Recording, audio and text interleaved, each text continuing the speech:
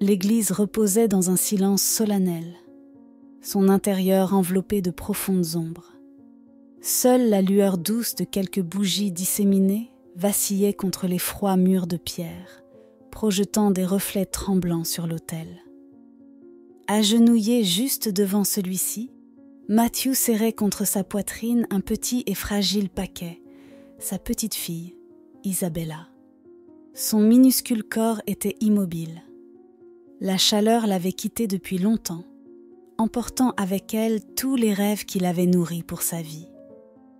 Des larmes coulaient le long de son visage, tandis qu'il levait les yeux vers Father Joss, sa voix n'étant guère plus qu'un murmure brisé.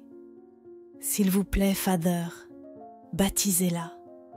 Elle ne peut pas quitter ce monde sans bénédiction. » Le prêtre hésita, le cœur lourd et tiraillé. Baptiser un enfant déjà décédé n'était pas une pratique habituelle.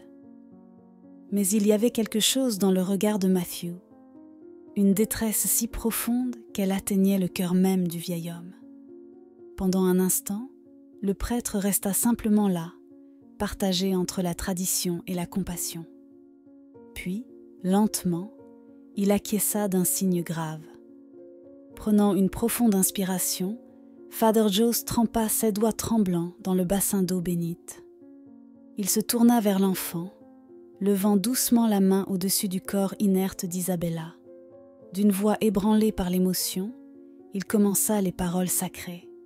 « Je te baptise au nom du Père, du Fils et du Saint-Esprit. » Et alors que les premières gouttes fraîches d'eau touchaient le front pâle du bébé, quelque chose se produisit qu'aucun d'entre eux n'aurait jamais pu imaginer. Un léger frisson parcourut le minuscule corps d'Isabella. Pendant un instant, Matthew pensa que le chagrin lui jouait des tours.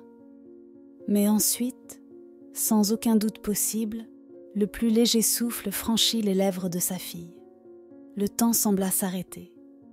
Et l'instant d'après, les yeux d'Isabella s'ouvrirent, clairs, brillants et pleins de vie. Le cœur de Matthew eut l'impression qu'il allait exploser dans sa poitrine. Il la contempla, incapable de croire ce qu'il voyait.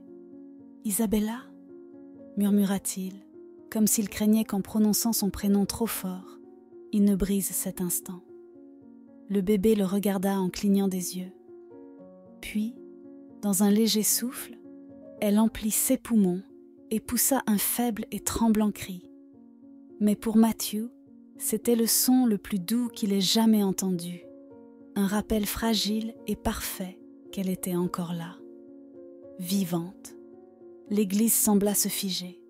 Father Joss recula d'un pas, portant une main à son cœur tandis que des larmes emplissaient ses yeux. Il fit le signe de la croix, sa voix à peine audible. « Un miracle », murmura-t-il, comme si les murs même de l'église devaient entendre ces mots prononcés à haute voix. Et à cet instant précis, comme si le ciel lui-même avait voulu annoncer ce qui venait de se produire, les cloches perchées tout en haut du clocher se mirent à sonner. Leurs tonalités limpides s'échappèrent dans la nuit, atteignant les oreilles des villageois au-delà des murs de l'église. Cette nuit-là, le chagrin se transforma en une joie inconcevable.